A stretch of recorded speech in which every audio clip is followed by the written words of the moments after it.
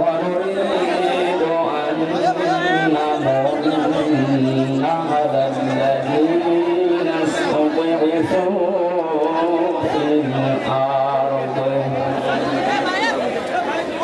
على الذين استضعفوا في الأرض ونجعلهم أئمة ونجعلهم الوارثين.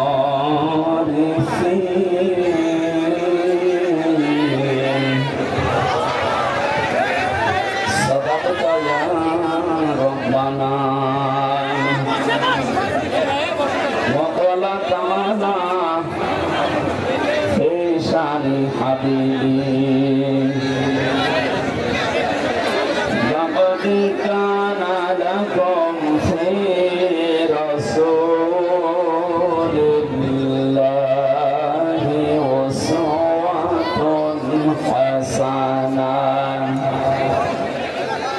أسوة حسنة لمن كان يرجو الله واليوم الآخر وذكر الله كثيرا.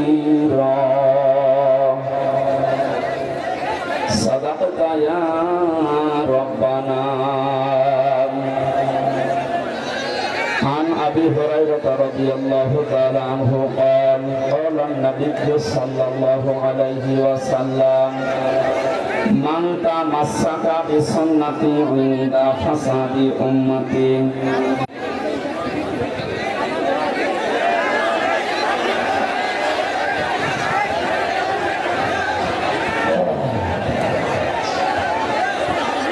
কথাটা বন্ধ করেন, এমনিতে যা করবেন পরে কথা বন্ধ করেন।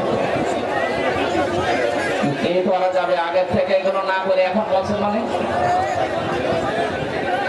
জোহরের পর থেকে তো অনুষ্ঠান আরম্ভ হয়েছে, তখন আপনি নিচে করতে বলেননি, এখন এই ডিস্টার্ব হবে না? এমনিতে সময় আছে 1 ঘন্টা, কথা বন্ধ করা লাগবে, এখন কিছু করার নেই। যেখানে যা আছে ওইভাবে থাক, কিচ্ছু করার নেই। ঝামেলা করলে 5 মিনিট লস হবে। চুপ করেন। দেখতে না পেলে শুনতে পাচ্ছেন না? হ্যাঁ, ওইভাবে শোনে। এই অবস্থা কখন বৃষ্টি নেমে যায় ঠিক নেই। বাংলাদেশের ঐতিহ্যবাহী জামিলনগর কেন্দ্রীয় জামে মসজিদের উদ্যোগে সরকারি আজিজুল হক কলেজ নতুন ভবন ময়দানে মহাবিশ্বের মহাবিশ্বর আমাদের আদর্শ, আমাদের নেতা মুহাম্মদ রাসূলুল্লাহ সাল্লাল্লাহু আলাইহি ওয়াসাল্লামের জীবনের বিভিন্ন অংশের আলোচনা, বিশেষ করে যে বিষয়গুলো নিয়ে বাংলাদেশ, ভারত, পাকিস্তান এই 3টা দেশে ভেজাল লেগে আছে, আমরা এগুলো নিরসনের জন্য আজকের এই আলোচনার আয়োজন। সিরাতুন নবী সাল্লাল্লাহু আলাইহি ওয়াসাল্লাম এই অনুষ্ঠানে সম্মানিত সভাপতি ফাউন্ডেশন বগুড়ার মহাপরিচালক জনাব রেজওয়ানুল ইসলাম, এতক্ষণ পর্যন্ত যারা আলোচনা রেখেছে বিশ্বনন্দিত মুফাসসির কোরআন, ইসলামিক চিন্তাবিদ, বগুড়া জেলার কৃতি সন্তান আলহাজ মাওলানা মুফতি বজলুর রশিদ মিয়া দামাত বারকাতুহুল আলিয়া। এখানে উপস্থিত আছেন জনাব শফিউল আলম শাফি, জনাব অধ্যক্ষ মোহাম্মদ এরশাদুল বারী এরশাদ সাহেব, মঞ্চে বসা অত্র এলাকার সর্বজন শ্রদ্ধা। কাদা এবং ভেজা উপরে বৃষ্টি হচ্ছে। এই কঠিন পরিস্থিতিতে নবীদের সিরাত শোনার জন্য যারা এত পাগল, আমার মন ডেকে বলছে বিশ্ব নবী যদি এখন বাংলাদেশে আসতেন, আমার মনে হয় বগুড়ার এই যুব সমাজ হযরতে তালহার মতো জীবন দিয়ে হলেও পাহারা দিতে। এই দৃশ্যটা আমরা যেন আরশ থেকে দেখে এ জেলার মানুষদেরকে বিশ্ব নবীর আশিক হিসাবে কবুল করে। দল, মত, জাতি, বর্ণ, ধর্ম নির্বিশেষে মুহাম্মদ রাসূলুল্লাহ সবার জন্য রহমত ছিলেন। সেই হিসাবে তার আদর্শ, তার জীবনী শোনার জন্য সবাইকে আমরা আহ্বান জানিয়েছি। যারা এসেছে এই মানুষগুলোকে নিয়ে আমাদের মালিকের দরবারে শুকরিয়া জানাচ্ছি, আলহামদুলিল্লাহ। বাংলাদেশ দ্বিতীয়বার স্বাধীন হওয়ার পরে আমরা শুনছিলাম ঘোষকের মুখ থেকে বৈষম্য বিরোধী ছাত্র আন্দোলনে যারা জীবন দিয়েছে, আপনাদের এই পাশের বিভাগ রংপুর, এটা তো রাজশাহী বিভাগের ভেতরে, পাশের বিভাগ রংপুরের কৃতি সন্তান, বীর সন্তান শহীদ আবু সাইদ। কিছুদিন আমি আগে গিয়েছিলাম তার কবরে। তার বাবা বলছিল যে ছোটবেলা থেকে প্রতিবাদী, মুসলমানদের এইটাই হওয়া উচিত। আমরা তো বিড়ালের জাতি না, আমরা সিংহের জাতি, আমরা প্রতিবাদী। প্রতিবাদ বন্ধ হয়ে গিয়েছিল, এজন্য 15 বছরে জালেমরা যা ইচ্ছা তাই করেছে। প্রতিবাদ আমাদের অব্যাহত থাকবে। শহীদ আবু সাইদ নির্মুগ্ধর মতো কেউ যেন আর কিয়ামতের আগে বাংলার চেয়ারে কোন জালেম বসতে না পারে। কোরআনের জিনিস ছেড়ে দেওয়ার পরে অনেকের মাথা খারাপ হয়ে গেছে, আমরা দেখতে পাচ্ছি। এক লোক ঊর্ধ্বশ্বাসে দৌড়াচ্ছিল, ছেলের সাথে দেখা রাস্তায়, ডাক দিয়ে বলছে, আব্বা তুমি কোথায় যাও? বড় বড় ভাই চুপ কর। ভাই মানে বাড়িতে দিয়ে বলছে, আম্মা আমি আর দুনিয়ায় বাঁচবো না। কেন? আব্বা আমাকে রাস্তায় মানুষের সামনে ভাই বলে ডাক দিয়েছে। মহিলা বলছে, কি এত বড় ক্ষমতা তোর বাবার? ও বাড়িতে আসে। বাড়িতে আসার পরে জিজ্ঞাসা করছো, তুমি নাকি রাস্তায় লোকের সামনে ছেলেকে ভাই বলে ফেলেছ? ওরে মা, গরু হারালে এরকম হয়। 50-60 হাজার টাকার একটা গরু হারিয়ে গেলে যদি অবস্থা হয়, এরকম একটা অবৈধ রাষ্ট্র হারিয়ে গেলে কি অবস্থা হয় বুঝতে পারছেন না? মাথা এখনো ঠিক হয়নি। এজন্য গতকালকেও বলেছে আমি পদত্যাগ করিনি। পদত্যাগ করিনি এই ভিডিও কি বানানো নাকি? রাষ্ট্রপতি নিজেই বলছে উনি আমার কাছে পদত্যাগ পত্র জমা দিয়ে গেছে, আর আপনি বলছেন করেননি। এত লোভ আপনার ক্ষমতার। বোঝা যাচ্ছে গরু হারালে মানুষের মাথা যেমন খারাপ হয়ে যায়, আপনারও মনে হয় খারাপ হয়ে গেছে। এই জন্য ওনার ছেলে পরশুদিন স্ট্যাটাস দিয়েছে, আমার মার মাথা খারাপ, ওনার কথা আপনারা কিছু মনে করবেন। তার আগের দিন স্ট্যাটাস দিয়েছে, জয় সাহেব, দেশের মানুষ আমার মাকে কুকুরের মতো তাড়িয়ে দিয়েছে। সুন্দর সুন্দর স্ট্যাটাস, সুবহানাল্লাহ বলেন। সুতরাং শোকে দুঃখে যারা উল্টা পাল্টা বকছে, জালেমদের দোষর এখনো যারা এদেশে ছড়িয়ে ছিটিয়ে আছে, তাদেরকে সাহস জোগাতে অনেকে বসে চট করে ঢুকে পড়বো, আসেন।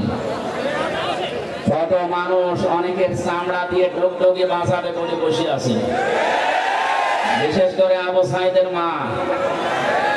আপনাকে যদি পাই, সত্যি আপনার এক টুকরা চামড়া ওর লাগবে। বহু মানুষ এরকম যারা অনেক কিছু হারিয়েছে, আশায় আছে। আমরা দেখতে পাচ্ছি এদেশের অনেকে এখন একটু সুর লাগিয়েছে যে ওনাদেরকে সামনে আনতে দিই। এটা কিন্তু একটা টোপ, ভুলেও আপনি টোপ গিলবেন না। যদি বাইরে আসেন, এই যে জনপ্রশাসন মন্ত্রণালয়ের যিনি কালকে ধরা পড়েছি, ও মনে করেছিল যে সব সহজ হয়ে যাচ্ছে, যেই বের হয়েছে দরবেশের মতো ধরা পেয়েছে। আশা করছি আপনি ভুল করবেন না। কোরআনে কারিমের এই অনুষ্ঠানে যেহেতু নবীর জীবনী শোনার জন্য আমরা এসেছি, এই পৃথিবীতে শ্রেষ্ঠ অনুষ্ঠান দুইটা, কোরআনের আলোচনা আর নবীজির আদর্শের আলোচনা। এর উপরে দুনিয়ার কোনো উত্তম আদর্শ, উত্তম আলোচনার অনুষ্ঠান নেই। এটা এখন ইবাদত চলছে, যে ইবাদতে কষ্ট বেশি হয় ওই ইবাদতে সওয়াব বেশি হয়।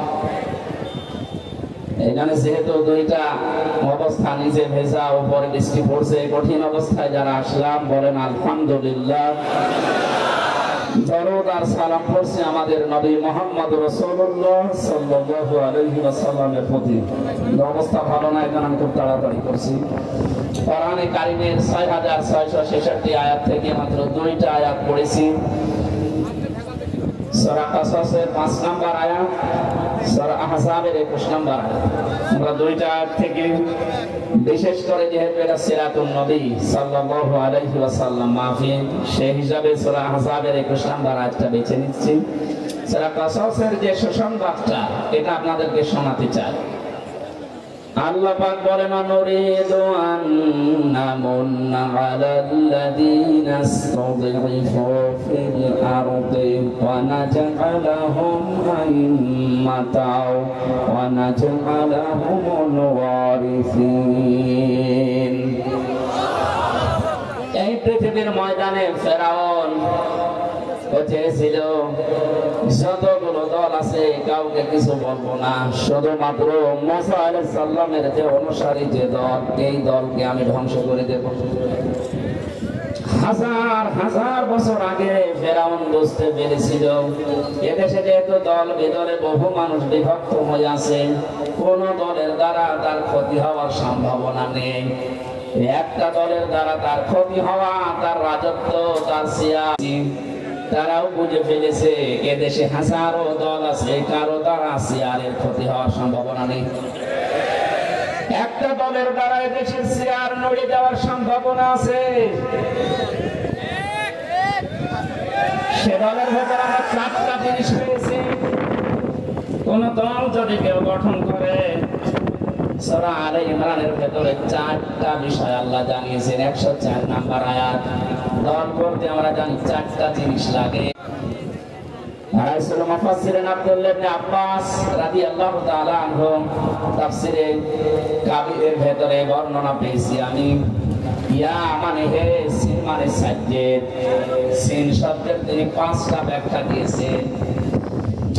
রাসূল মুফাসসিরিন নবীজির আপন চাচাতো ভাই আব্দুল্লাহ ইবনে আব্বাস তিনি বলেন, সিন মানে সাজ্জেদুল আলামিন, সিন মানে সাজ্জেদুল বাশার, সিন মানে সাজ্জেদুল কাওনাইন, সিন মানে সাজ্জেদুল আম্বিয়া, সিন মানে সাজ্জেদুল মুরসালিন। আলামিন দিলেন কেন? শুধুমাত্র এই জগতে না, যত জগৎ আল্লাহ বানিয়েছে তখন একা ডাকবেন না, ডাকবেন নেতা সহ। ইয়াউমা নাদউ কুল্লা উনাসিন বিইমামিহিম। সূরা বানী ইসরাঈলের 72 নম্বর আয়াতের প্রথম অংশে আছে, আল্লাহ পাক বলেন, কিয়ামতে প্রতিটি মানুষকে আমি আল্লাহ আমার সামনে বিচার করার জন্য ডাকবো তার নেতার সাথে। বগুড়াবাসী, আগে নেতা, পেছনে কর্মী। আপনার বিবেকে কি বলে বলেন তো? আপনার কি মনে হচ্ছে আল্লাহ পাক যদি ওর সামনে দেখে, আপনাকে পেছনে দেখে, আপনার যা ভালো আছে আছে, ওর যা অবস্থা আল্লাহ মাফ করবে বলে মনে হয়? ওরে দেখে তো আল্লাহ রাগ হয়ে যাবে। অনেকে মনে করে যে আমি তো নামাজ পড়ে রোজা রাখি, আমার দাড়ি আছে, পাগড়ি আছে, জুব্বা আছে, আমি নবীর মিলাদ পড়ি, হজ করি আসলাম, আমার বউ পর্দায় থাকে, এরপর আল্লাহ জাহান্নামে দেবে। কেন দেবে একটু শোনেন। সূরা আরাফ 8 নম্বর পারার 20 নম্বর পৃষ্ঠা 3 নম্বর লাইনের 83 নম্বর আয়াতে আছে, ফানজাইনাহু ওয়া আহলাহু ইল্লা মা। আলাইহিস সালামের জামানায় আসরের সময় পাঠিয়ে বললাম আপনার উম্মতদেরকে নিয়ে আপনি এখান থেকে চলে যান, মাগরিবের সময় আল্লাহর গজব এখানে নাযিল হবে, সবাইকে নিয়ে যাবেন, কিন্তু ইল্লা মারওয়াতা আপনার স্ত্রীকে নেবেন না। বগুড়াবাসী খুব খেয়াল করে মিলাম। প্রশ্ন আসতে পারে আমাদের যে হুদ লূত নবীর স্ত্রীর চরিত্র খারাপ ছিল না, পৃথিবীর কোন নবীর স্ত্রীর চরিত্র খারাপ ছিল না, কারণ কোন হারাম রক্তের ভেতরে আল্লাহ নবীদের রক্ত প্রবেশ করার নাই। কারণ প্রতিটি নবী এই পৃথিবীতে নেতা ছিলেন। নেতাদের চরিত্র যদি খারাপ হয়ে যায়, পেছনে যারা আসবে ওদের চরিত্র আরো খারাপ হবে। এজন্য কোন নবীর রক্ত আল্লাহ হারাম রক্তের ভেতরে প্রবেশ করার নাই। অথচ পৃথিবীতে আমরা অনেককে দেখি বিশ্ব নেতা বলে দাবি করে, অথচ জন্মে ঠিক নেই। আপনারা আবার এই দেশে মনে করেন না, অনেক দেশে আছে। তাদের জীবনীগুলো পড়লে দেখা যায় বাবা এক ধর্মের, মা আর এক ধর্মের, জন্ম ঠিক থাকে। নেতা হওয়ার জন্য যে আদর্শগুলো 7টা পেয়েছি আমি, এদের তাফসীর ছিল না। কিন্তু যখন আল্লাহ গজব দিলেন, তার স্ত্রীকে আল্লাহ ধ্বংস করে জাহান্নামে দিয়ে দিলেন। আমি একটা দুইটা না, যতগুলো তাফসীর আমার জীবনে দেখেছি, সব মুফাসসির আয়াতের ব্যাপারে একমত। আমি এটা প্রথমে বুঝছিলাম না। জেলখানা যাবার পরে আপনাদের এই পাশের রংপুর হিন্দু কারারক্ষী, এই কারণে ওনার কাছে বই থাকতে দিত। বই যদি কাছে থাকতে না দেয়, বাধ্য হয়ে যারা ইসলাম বোঝে, ইসলাম প্রচার করে, এরকম মানুষের কাছে পাঠিয়ে দিত।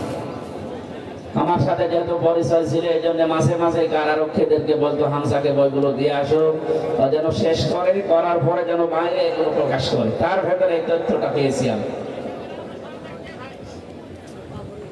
লোক নবীর স্ত্রীর চরিত্র ভালো, সে চরিত্র হীনা ছিল না, তারপরও আল্লাহ তাকে ধ্বংস করে দিয়েছেন একটাই মাত্র কারণ।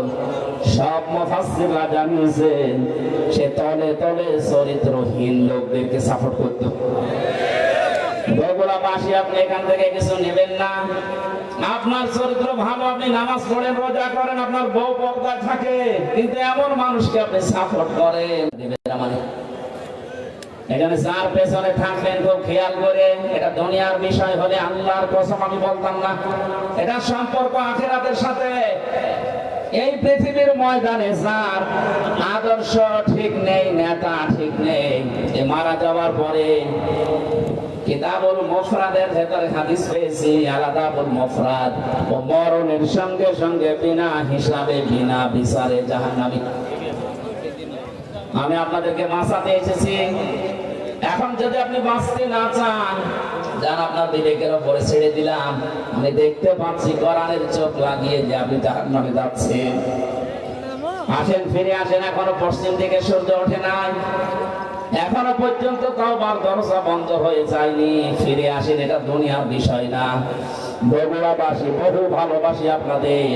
এটা দুনিয়ার বিষয় না, এটা আখিরাতের সাথে সম্পৃক্ত। আপনি তো ওরা খাচ্ছেন। সাজ্জেদুল বাশার আল্লাহ দিয়েছেন, সাজ্জেদুল আলামিন দিয়েছেন। যদি বলেন আমি বগুড়ায় না, আমি কুষ্টিয়ায় বাস করি, কুষ্টিয়া কি পৃথিবীর ভেতরে না? নেতা মানা লাগবে। ইয়াতানাজ্জালুল আমরু বাইনাহুন্না, প্রত্যেকটি জায়গায় আল্লাহর বিধিবিধান নাযিল হচ্ছে ওই সৃষ্টি দেখে দেখে। কেউ যদি বিজ্ঞান মঙ্গল গ্রহে নিয়ে যে বলে আমি এখানে বাস করবো, আমি আর পৃথিবীতে যাব না, আপনাকে ওখানে যতদিন বসবাস করবেন বিশ্ব নবীকে আদর্শ নেতা মানা লাগবে। না মানলে আপনি জাহান্নামে। দল করতে প্রথমেই নেতা লাগে। আমাদের যে নেতা আমরা পেয়েছি, পৃথিবীর শ্রেষ্ঠ নেতা, এর চাইতে বড় নেতা দুনিয়ায় আছে আর? আমরা যাব চরিত্রে। 2 নম্বরে লাগে আমরা জানি সংগঠন। পৃথিবীতে বহু সংগঠনের নাম আমরা পেয়েছি। বাংলাদেশ জামাতে ইসলামী, এর ভেতরে যে শব্দগুলো দিয়ে গঠিত আপনি তাকান। অনেকে বলে মওদুদি বানিয়েছে, আরে শয়তান বানিয়েছে যে। আপনি লক্ষ্য করেন শব্দের দিকে, জামাতে ইসলামী, ইসলামের দল। 3 নম্বরে লাগে আমরা দেখেছি প্রতীক লাগে।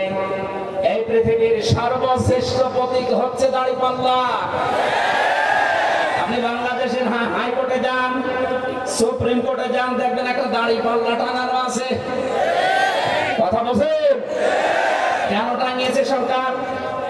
এ বাংলার 18 কোটি মানুষকে বোঝাতে চাই যে বাংলাদেশের বগুড়া জেলার ম্যাজিস্ট্রেট কোর্ট, জজ কোর্ট থেকে যদি তোমরা ন্যায় বিচার না পাও, হাইকোর্টেও যদি না পাও, সুপ্রিম কোর্টে এসে দেখো দাঁড়িপাল্লা টাঙানো আছে। এখানে পাল্লা একদিকে ঝুলে যাওয়া না, একেবারে সমান্তরাল। তার মানে সরকার বাংলার মানুষকে বোঝাতে চাচ্ছে যে এখানে আসলে ন্যায় বিচার পাওয়া যাবে। যে প্রতীক দিয়ে আমাদেরকে আপনি দেখাচ্ছেন যেখানে ন্যায় বিচার কায়েম হয়, এই প্রতীকের মানুষগুলো যদি সত্যি সত্যি ওই জায়গায় যেতে পারে, ন্যায় বিচার কত প্রকার কি কি আপনি চোখে দেখতে পাবেন। বাংলাদেশ জামাত ইসলামীর কেন্দ্রীয় আমির,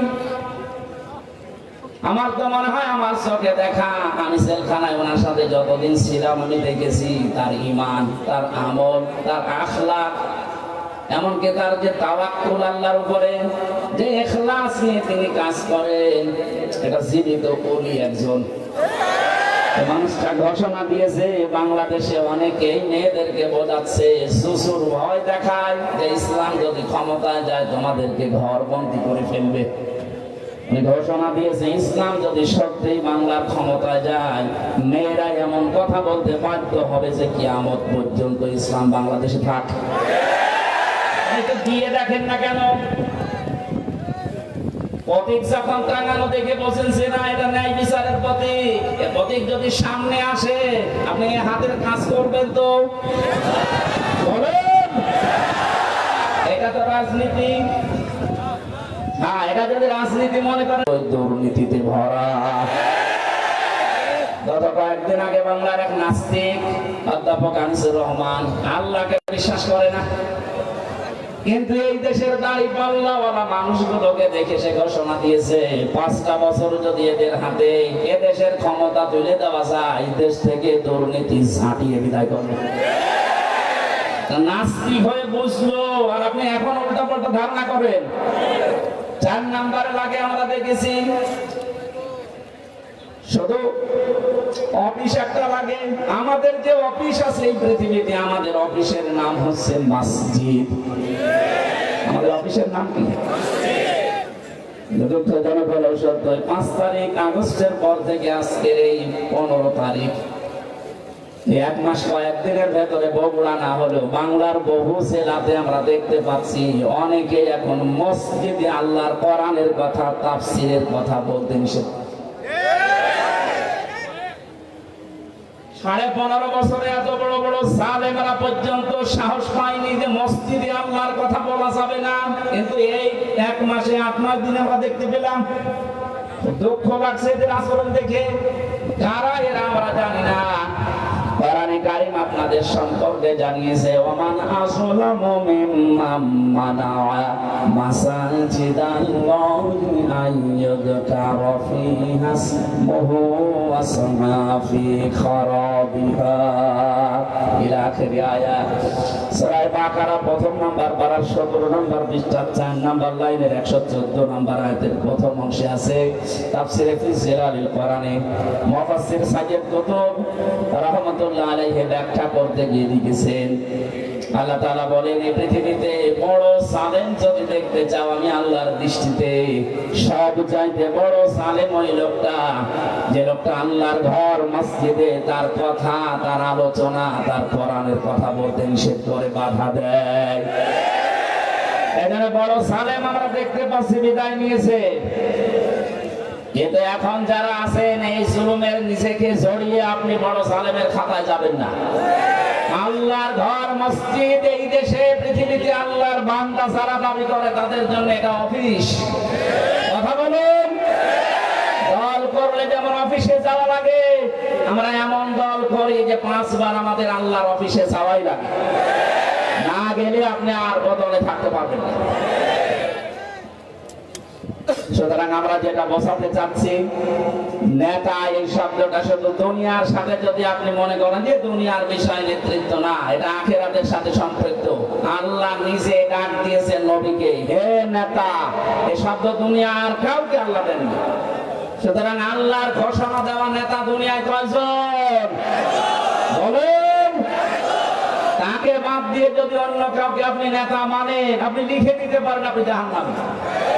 সেই মহান নেতার আদর্শ শোনার জন্য সিরাতুন নবী দিয়েছে। এই কিছুক্ষণ আগে দেখলাম মিলাদুন নবী পালন করার জন্য অনেকে মিছিল নিয়ে যাচ্ছে। আমি মিলাদুন নবীর বিরুদ্ধে না, কিন্তু শুধু মিলাদ নিয়ে কেউ যদি আনন্দে থাকেন, নবীর সিরাত আর আদর্শ আপনার কাছে যদি মুখ্য না হয়, আপনিও নবীর চাচা আবু তালেব আর আবু লাহাবের মতো জাহান্নামে যাবেন। নবীর চাচা আবু তালেব, আবু লাহাব বিশ্ব নবীকে ভালোবেসেছে কম না। তারা নবীর মিলাদে খুশি ছিল। মিলাদ মানে জন্ম, মিলাদ মানে কি? এত বেশি খুশি হয়েছে আবু লাহাব, নিজের 2 আঙ্গুল দিয়ে যে মহিলা এসেছিল সুয়াইবিয়া, তাকে আজাদ করে দিয়েছে। আবু তালেবের জীবনী পড়েন, নিজের সন্তান আলীকে কাছে রাখতো না, ভাতিজা মুহাম্মদ রাসূলুল্লাহকে বুকে নিয়ে ঘুমাতো। এত বেশি ভালোবাসা দিয়েছিল এই দুই চাচা খালি নবীর সামনে। কিন্তু নবীজি যখন বললেন ইয়া আম্মি আবি তালিব লা ইলাহা ইল্লাল্লাহ হাজ্জুল লাকা ইনদাল্লাহি ইয়াউমাল কিয়ামাহ, রাওয়াহুল বুখারী।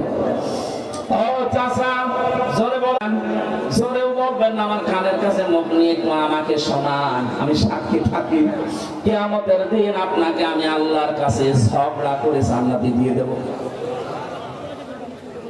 পাশে দাঁড়িয়েছিল আবু সেহেল আর আবু লাহাব, আবু সুফিয়ান। ডাক দিয়ে বলে নেতা পড়বা, এতদিন বাপদাদার ধর্ম অনুসরণ করলে এখন ভাতিজারে নতুন ধর্ম অনুসরণ করে গ্রহণ করে কলঙ্কিত হবা। মানুষ তোমাকে কাপুরুষ বলবে, ভীরু বলবে, বদনাম হবে তোমার।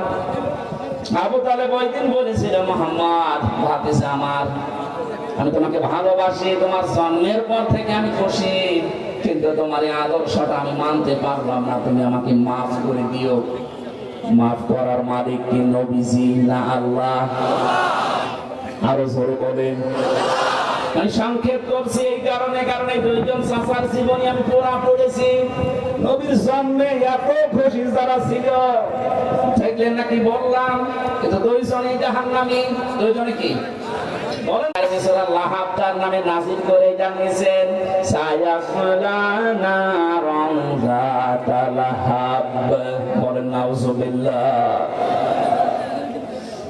বগুড়াবাসী সিস্টেম অপর পৃষ্ঠায় দেখুন, আরো দুইজন চাচার নাম আমরা জানি, একজন হযরতে আমির হামজা আর একজন হযরতে আব্বাস রাদিয়াল্লাহু তাআলা আনহুমা। এই দুইজন চাচা শুধু নবীর জন্মের সময় খুশি ছিল তা না, ওরা নবীর আদর্শ পেয়েও খুশি ছিল। একজন চাচা হযরতে আব্বাস নবীর আদর্শ পেয়ে খুশি, তার প্রমাণ তার মুখের কথা, মান যাকা তামাল ঈমান মান রাদিয়া বিল্লাহি রাব্বা ওয়া বিল ইসলামি দীনা ওয়া বি মুহাম্মাদির রাসূলিল্লাহ সাল্লাল্লাহু আলাইহি ওয়াসাল্লাম নাবিয়্যান ওয়া রাসূলা। রাহু মুসলিম। হযরতে আব্বাস বলেন, কেউ যদি ঈমানের স্বাদ পেতে চায় সে যেন আল্লাহকে রব পেয়ে খুশি থাকে, ইসলামকে জীবন ব্যবস্থা পেয়ে খুশি থাকে, আর মুহাম্মদুর রাসূলুল্লাহকে নবী এবং রাসূল স্বীকার করে খুশি থাকে। তিনি যে রাসূলের আদর্শ পেয়ে খুশি ছিলেন এই কথাই তার প্রমাণ। আরেকজনের দিকে তাকান, হযরতে হামজা রাদিয়াল্লাহু তাআলা আনহু নবীজির আদর্শ মানতে গিয়ে নিজের শরীরকে উহুদের ময়দানে ৭০ টুকরা করেছেন, নবীর আদর্শ ছেড়ে দেননি। তার জীবনী পড়তে গিয়ে পেয়েছি হযরতে হামজাকে ওরা এত টুকরা করেছিল, লজ্জাস্থান পর্যন্ত কেটে বাঁধিয়ে দিয়েছে। শেষ পর্যন্ত বিভিন্ন জায়গায় পাহাড়ে লতা পাতা দিয়ে নবীজি তার লাশটা যখন ঢাকলেন, মাথা থেকে পা পর্যন্ত তার নিজের পাগড়ি দিয়ে ঢেকে দিলেন, পাহাড়ের লতা পাতা দিয়ে পায়ের শেষ অংশে ঢেকে দিলেন। ডাক দিয়ে বললেন, রব্বুল আলামিন, আমার এই চাচা হামজার উপরে আমি এ পর্যন্ত খুশি আছি, হে আমার মালিক, তোমাকে বলছে তুমি আমার চাচা হামজার উপরে খুশি হয়ে যাও। বগুড়াবাসী আগে দুইজন চাচা তো আদর করেছে, মহব্বত দেখিয়েছে, ভালোবেসেছে, কিন্তু জন্মে কথা বলেন না কেন? ওই দুইজন চাচার শুধু মহব্বত ছিল, ভালোবাসা ছিল, আদর ছিল, জন্মে মিলাদে, কিন্তু আদর্শ মানতে তারা নারাজ। এই দুইজন চাচা জন্মেও খুশি, আদর্শ পেয়ে খুশি। তাদের জন্য নবীজির বক্তব্য দেখে, হে আমার মালিক, আমার চাচা হামজার উপরে আমি এ পর্যন্ত খুশি আছি, তোমাকে বলছি তুমি আমার মালিক হিসাবে আমার চাচার উপরে খুশি হয়ে যাও। নবীজি যদি কথা বলে কারো পক্ষে আল্লাহ খুশি না হয় পারবে? বুঝতে পারলাম এই চারজনের জীবনী পড়ে দুইজনে শুধু মিলাদ নিয়ে খুশি, জাহান্নামী। দুইজনে মিলাদেও খুশি, সিরাতেও খুশি, এজন্য দুইজনে জান্নাতি। আশা করছি আমার কথার অর্থ বুঝেছেন। এবার আসেন, কেন বিশ্ব নবী মুহাম্মদ রাসূলুল্লাহকে এই পৃথিবীর ময়দানে আদর্শ হিসাবে মেনে নেওয়া লাগবে? আমি ২৭টা কারণ পেয়েছি কোরআন আর সিরাতের কিতাবে। একটা একটা করে যে কয়টা বলা যায় দেখে। রব্বুল আলামিন বলেন, লাকাদ কানা লাকুম ফি রাসূলিল্লাহি উসওয়াতুন হাসানাহ ইলা আখির আয়াত। অবশ্যই আমি তোমাদের জন্য মহত্তম আদর্শ লুকিয়ে রেখেছি আমার রাসূলের জীবনে। আমার এখানে দুইটা প্রশ্ন। আল্লাহ পাক বিশ্বনবী মুহাম্মদ রাসূলুল্লাহর নাম জানতেন না? কথা বলেন না কেন? ওনার নাম যে মুহাম্মদ, এই শব্দটা আল্লাহ জানতেন না? সেই রাসূলুল্লাহ দিলেন কেন? আমাদের আদর্শ মানা রাখবে মুহাম্মদ ইবনে আব্দুল্লাহকে না রাসূলুল্লাহকে। এবার আমার প্রশ্ন, উনি রাসূল হয়েছিলেন কি জন্মেই? বলুন। উনি পৃথিবীর সর্বপ্রথম নবী, শেষ নবী, এ কথা আমরাও মানি, কিন্তু ঘোষণা দেওয়া হিসাবে উনি কিন্তু 40 বছরই নবুয়তে ঘোষণা হয়েছে। পুরা আরব জাহানে 40 বছরের আগ পর্যন্ত কেউ নাকি নবী বলতো না, বলতো মুহাম্মদ ইবনে আব্দুল্লাহ। বলেন, উনি রাসূলুল্লাহ হয়েছেন, নবী হয়েছেন কত বছর বয়সে? আরো জোরে। এর আগে পুরা আরব জাহানে ওনাকে নাম দিয়েছিল মুহাম্মদ ইবনে আব্দুল্লাহ আস-সাদিক আল-আমিন। আজ বাংলাদেশ সহ বিশ্বের বহু জায়গায় আমরা দেখতে পাচ্ছি অনেকে বলছে আমরা নবীওয়ালা কাজ করি। এই কথাটা প্রতারণা। আপনি করছেন নবীওয়ালা কাজ না, আপনি করছেন মুহাম্মদ ইবনে আব্দুল্লাহর কাজ। কারণ মুহাম্মদ ইবনে আব্দুল্লাহ 17 বছর বয়সে হিলফুল ফুজুল শান্তির সঙ্গ গঠন করার মাধ্যমে ভালো ভালো কাজের আঞ্জাম দিয়েছিলেন। কথা বলেন না? তিনি মানুষকে ভালো কথা শোনাতেন, ভালো কথা বলতেন, মানুষের বিপদে এগিয়ে যেতেন। এই কাজগুলো করেননি? সিরাত ইবনে হিশাম দেখেন, এই কাজগুলো তিনি করেছিলেন। কি বুঝলেন এখানে? আপনিও যে কাজগুলো করেন এগুলো কিন্তু মুহাম্মদ ইবনে আব্দুল্লাহর কাজ। আর রাসূলুল্লাহর কাজ কি? তিনি যেই দিন রাসূল হচ্ছেন, তার মানে 40 বছর বয়সে, ওই দিনই জিবরাইল তাকে বলেছিল ইকরা। তিনি বলেছিলেন মা নাবি কারি, আমি পড়তে পারি না। 3 বার বলার পরও যখন বললেন আমি পড়বো না, পড়তে পারি না, এত জোরে চাপ দিয়েছিলেন। 4বার তিনি বললেন ইকরা বিসমি রাব্বিকাল্লাযী খালাক। নবীজি জিবরাইলের সঙ্গে সঙ্গে 5টা আয়াত পড়েছিলেন। প্রশ্ন আসতে পারে প্রথম 3 বার পড়লেন না কেন? জবাব হচ্ছে 3 বারই জিবরাইল শুধু ইকরা বলেছিলেন যে পড়ো পড়ো। নবীজি প্রশ্ন করলেন ভাই জিবরাইল আমি পড়বো কি? বারবার যে আমাকে পড়তে বলেন, আমি কি পড়বো? যখনই বলেছে বিসমি রাব্বিকা, রবের নামে পড়ো, তখন আমি আর থামি নাই, আরম্ভ করেছি। কিয়ামত পর্যন্ত আমার উম্মত যারা আসবে তাদেরকে শিক্ষা দিয়ে গেলাম, পড়াশোনা যদি করতে হয় রবের নামে পড়া লাগবে। এই 15.5 বছরে অনেক পড়া পরিবর্তন হয়েছে না হয়নি? ঢাকা বিশ্ববিদ্যালয় থেকে ইকরা বিসমি রাব্বিকাল্লাযী খালাক এই মনোগ্রাম বাদ দিয়েছে। কবি নজরুল ইসলাম কলেজ থেকে ইসলাম বাদ দিয়েছে। ইসলামী বিশ্ববিদ্যালয় কুষ্টিয়া রব্বি জিদনি ইলমা এইটাও বাদ দিয়েছে। যত জায়গায় যত কিছু বাদ হয়েছে 15.5 বছরে নবীর উম্মতেরা এখন যেহেতু দায়িত্ব পাচ্ছে, আহ্বান জানাবো এগুলো সব যেন ফিরিয়ে নিয়ে আসা হয়। কারণ রব ছাড়া আমরা পড়তে চাই না। রবের নাম বাদ দিয়ে যে পড়া হয় এটা পড়া না। এক কথা বুঝতেছে? এখন প্রশ্ন আসতে পারে তাহলে অন্যান্য দেশ এত উন্নতি করে, তারা কি রবের নামে পড়ে? উন্নতি হয়েছে কিন্তু অবনতিও আছে। আমি সিঙ্গাপুর, মালয়েশিয়া সহ কতগুলো দেশ ঘুরে আসলাম, ওদের যে চরিত্র আমি দেখে এসেছি। বাকি যে দেশগুলোর নাম বললাম না, ফ্রি সেক্সের দেশ, লেখাপড়া ওরা আমাদের যাতে কম করে নাই। রাস্তার ধারে দাঁড়িয়ে মা বাবার সামনে জেনা করছে, দেখি মানুষ না কুত্তা? রবের নামে যদি আপনি পড়াতে পারতেন, এখানে মা বাবা আর বড় ভাই যারা আছেন দায়িত্বে, আমি আপনাকে গ্যারান্টি দিচ্ছি 3টা বছর আপনি কোরআনের শিক্ষা যেখানে দেওয়া হয় এই তালিমুল কোরআন অথবা এই যে ক্যাডেট মাদ্রাসা যাই বলেন এখান থেকে 3টা বছর পড়িয়ে নেন, বাকি ওকে ডাক্তার বানাবেন, ইঞ্জিনিয়ার বানাবেন। জনাব শাহাবুদ্দিন সাহেব ওনার ছেলেকে বানিয়েছে ইঞ্জিনিয়ার, আর একটা ইবনে সিনা। এইরকম আপনি তুলে দেন, কোনো অসুবিধা নেই। 3টা বছর কোরআনের শিক্ষা দিয়ে দেন, 2টা গ্যারান্টি আপনাকে আমি দিলাম, জীবনে এই ছেলে কোনোদিন নেশা করবে না। যদি শয়তানের ধাক্কায় পড়ে কোনোদিন করেও ফিরে আসবে, কারণ ওই নূর আছে ভেতরে। 2 নম্বরে জীবনেও কোনোদিন আপনাকে বৃদ্ধাশ্রমে দেবে না। আশা করছি আপনি কাজে লাগাবেন। নবী মুহাম্মদ রাসূলুল্লাহ বললেন জিবরাইল পড়তে বললে কি পড়বো, সেই বলেছে রবের নাম উনি পড়া আরম্ভ করেছেন। আজকে আমাদের এই দেশে শুরু হবে সিরাতুন নবীর আসর, যে আমরা রব ছাড়া অন্যের নামে পড়তে চাই না। অনেকে বাবার নামে পড়া আরম্ভ করেছিল, কিসের বাবা? আমরা পড়তে চাই কার নামে বলেন?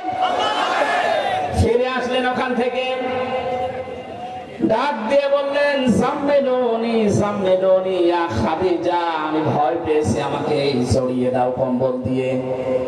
হযরতে খাদিজা বলেছিলেন স্বামী আল্লাহি, আল্লাহ, 2বার কসম দিলেন, আল্লাহি, আল্লাহর কসম, কাল্লা, কখনো না, লা ইখজিকাল্লাহু আবাদান। এতটুকু শব্দের ভেতরে খাদিজা 3বার আল্লাহর নাম বলেছেন, অথচ তিনি তখন মুসলমান হননি। একটা মুসলিম কসম দেওয়ার সময় একটা বাক্যে 3বার আল্লাহর নামের ঘোষণা দেয়, আর দেশে হাজারো মুসলমান আমরা দেখি কসম দেওয়ার সময় কসম দিয়েছে বাবার নামে। তাও জীবিত বাবা বলে নয়, কবে মরে গেছে সে বাবার নামে। এখান থেকে একটা মাসলা বের হয়, কসম দেওয়ার জন্য আল্লাহ বাদে কারো নামে কসম দেওয়া জায়েজ নেই, হারাম। সুতরাং আল্লাহ বাদে কারো নামে আর কসম দেবেন বলেন? বিশ্বনবী এসে 5টা কথা শুনলেন খাদিজার কাছে। প্রথম নাম্বারে বলেছিলেন স্বামী আমার, ভয় পাবেন না, আল্লাহ কখন আপনাকে অপমান অপদস্থ ভয় দেখাতে পারে না, কারণ আপনি আত্মীয়তার সম্পর্ক। হাজারো অজানা ভয়। জেলে যাওয়ার আগে একবার মাহফিল থেকে আসার সময় এক পুলিশ গাড়ি থামিয়ে আমার হুজুর বুকে ফু দিয়ে দেন। কেন? দায়িত্ব পালন করতে গিয়ে দেখি হঠাৎ তাল গাছের ভেতরে কি যেন হয়ে উঠল, আমি ভয় পেয়েছি। তুই তো ভয় পাবি, মানুষকে ঠেকায় আর মানুষের অধিকার নষ্ট করে, হক নষ্ট করে, উল্টা পাল্টা টাকা কামাই করে।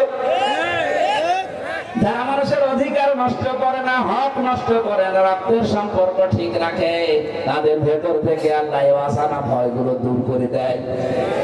মেয়েরা যারা এসেছেন, সম্মানিত মা বোনেরা, হাদিস বলছে কোন মেয়ে লোক যদি চায় যে আমার স্বামী বেশি দিন বেশি থাক, আমার স্বামীর হায়াত বেড়ে যাক, তার সম্পদ বেড়ে যাক, তার সম্মান বেড়ে যাক, সে যেন স্বামীকে বারবার। কিন্তু 100টার 98টা পরিবারে আজ বাংলাদেশে ওর কারণে আমরা এই রক্তের সম্পর্কগুলো ঠিক রাখতে পারি না। কারা কারা পারছেন না হাত ধরেন তো।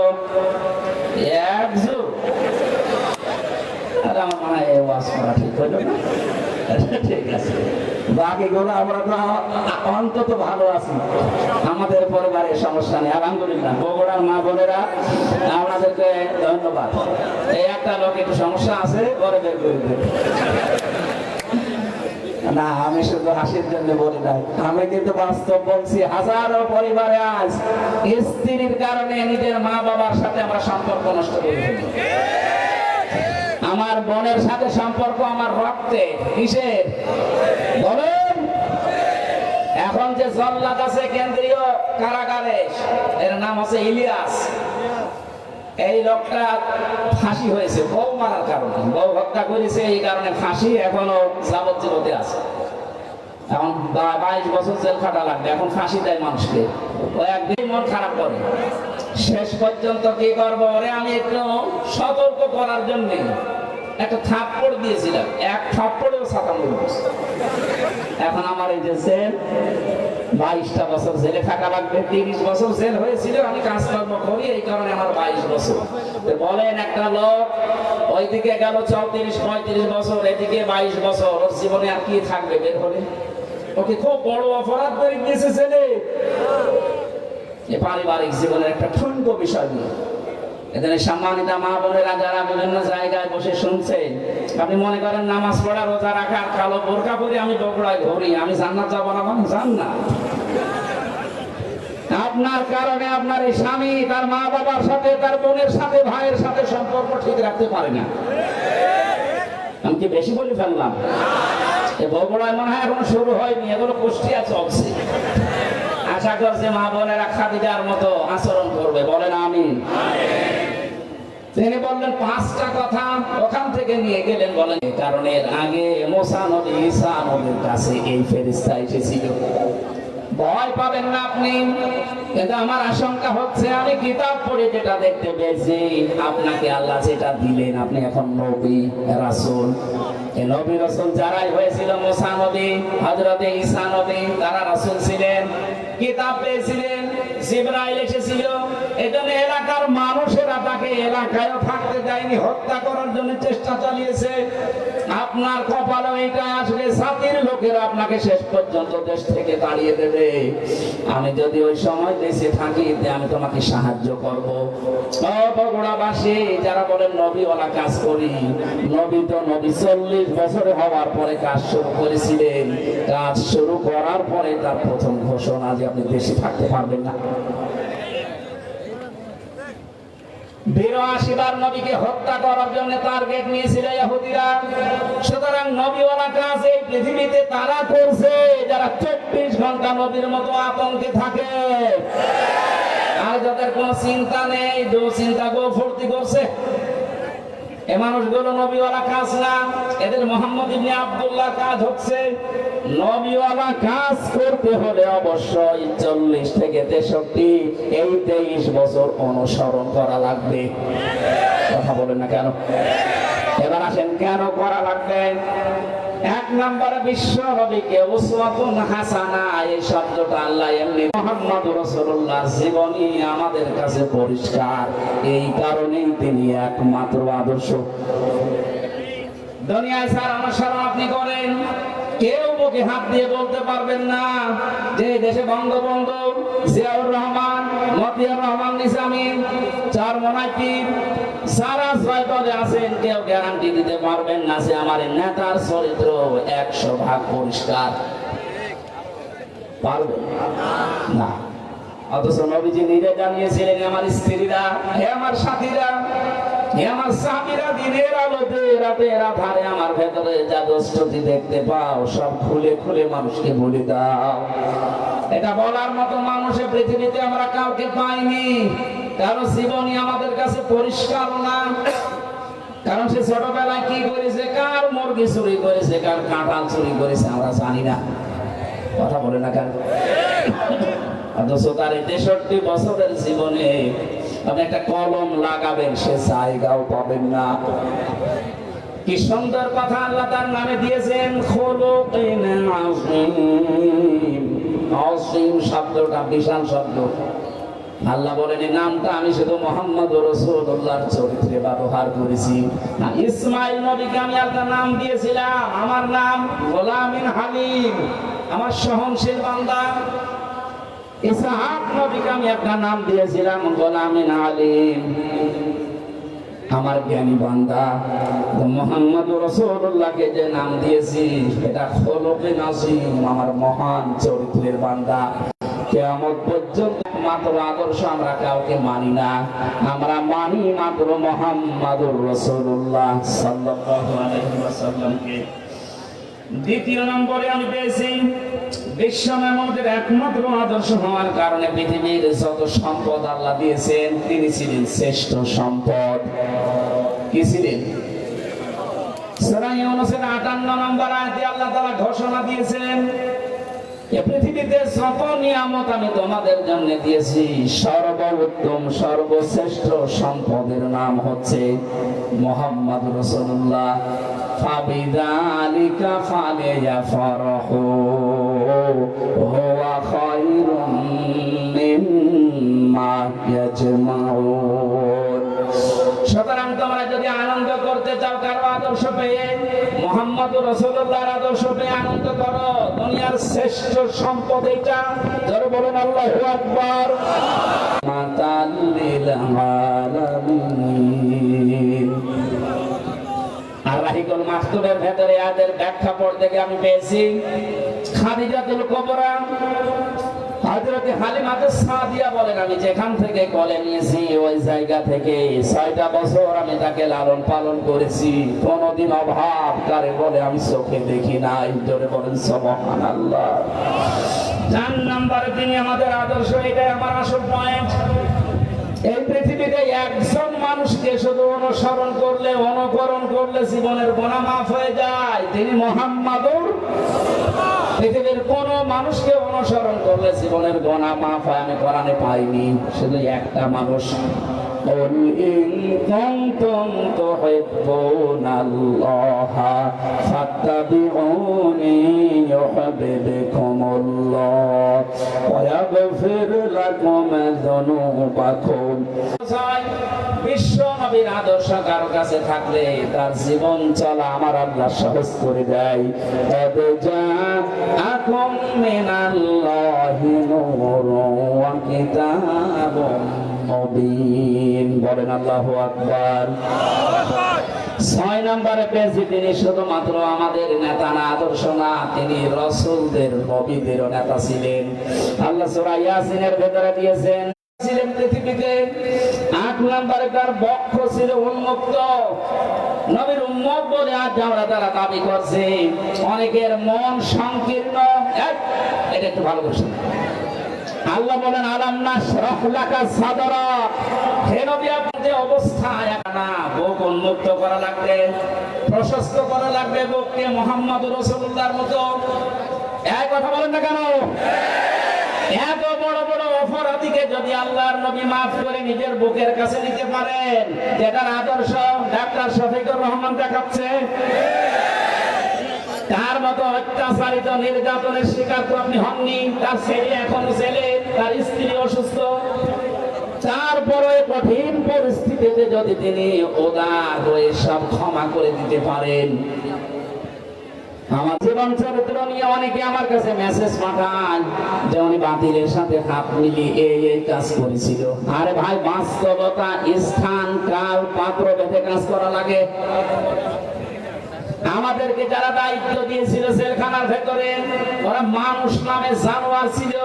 আমরাও যদি ওই আচরণ ওই সময় করতাম তো দুনিয়ায় আর বের হতে পারতাম না। ওখানে আপনার এত উল্টা পাল্টা ফতোয়া আসে কোত্থেকে?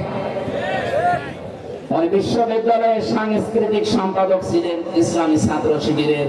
ওই পর্যায়ে না গেলে ওনার এমনি চেহারা দেখে গিয়েছিল।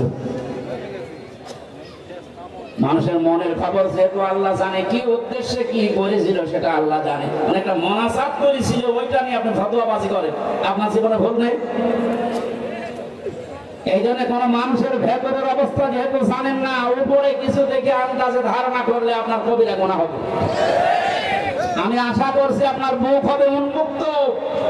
আপনি রাসূলকে সিরাত শুনতে এসে তার আদর্শ মানার জন্য বসে আছে, আর আপনার মন এখনো পর্যন্ত ন্যারো মাইন্ডেড হয়ে বসে আছে।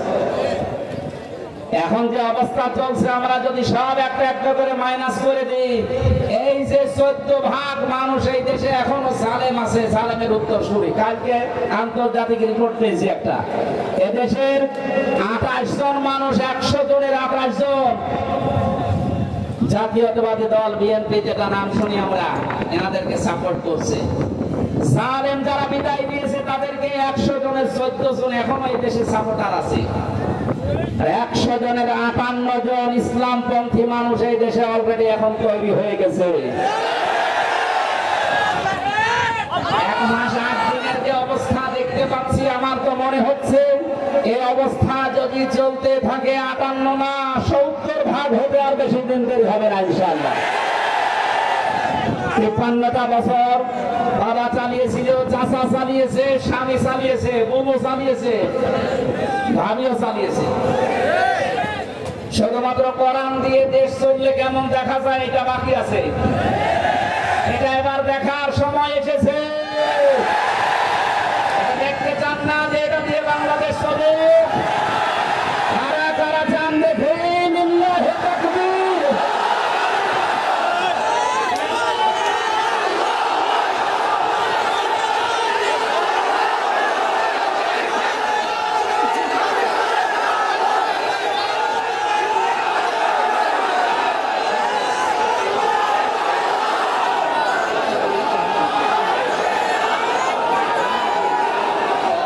সম্মানিত ভাইরা, আমি যতগুলো নোট করেছিলাম এত কয়েক ঘন্টা লাগার কথা, 27টা কেবল চলছে, 7টা।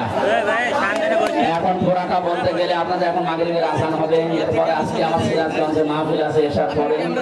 মাহফিলটা আসলে আপনাকে বজলুর রশিদ মিয়া আমার চাচা জোর করে নিয়েছে। আমার যেহেতু মাহফিল আজকে 2টা ছিল আর আমি পারছি না, কারণ ভেতরে থেকে যা খাওয়িয়েছে ওরা, আমিও পারি না, আপনারা ছাড়েন না, আমরা বাপার একদিন হয়ে যাচ্ছে। আমার একটু বাঁচিয়ে রাখেন, যে গরু দিয়ে চাষ করে খাবে না, গরু যদি মরে যায় অন্তত আমার একটু ছাড় দেন। আমি পুরাটা শেষ করতে পারলাম না। আগামীতে কোনো জায়গায় আব্দুল বারী রশিদি, আব্দুল সালাম চুক্তিবাদী এদের মাধ্যমে কয়েকটা মাহফিল নিয়েছি আপনাদের আশপাশে, যেখানে আসবো ইনশাল্লাহ ওখানে একটু আগে আগে তুলে দেবেন, কথা বলবো। আজকের মতো মাপ চেয়ে বিদায় দিচ্ছি। সভাপতি সাহেব একটু সালাম দেবেন, এরপর